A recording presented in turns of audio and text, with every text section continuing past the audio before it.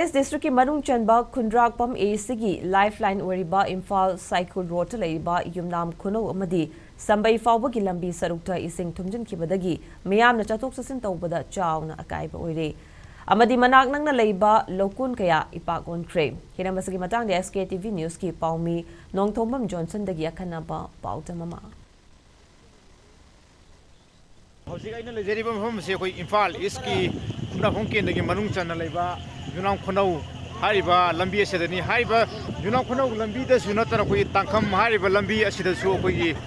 ising isau asi na maram waraga yamna sauna akaiba lambi ire adu hariba koi lambi gari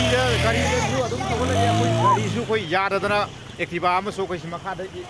illaga koi thogala pa dugi mami de adu hariba se koi Imphal to cycle lambi haiba tare adhom asida koi asuki matik mong ta gibna maram waraga ipak asi koi hoji uri ipak asi koi labuk ngaktani adu labuk se koi hoji koina de koi ipak ol haiba tare ngasi nungdang sibokta koi nong asi leptana taba taraga de koi mafam asida leiba lambi se koi chathok kasin asuki matik priyam sokna leirani haibadu hamjage aduga akoi dolai thabi dam hariba mafam sida jo koi gi high level yorokadu maram waraga koi sel bakine asida jo ising amata lakte koi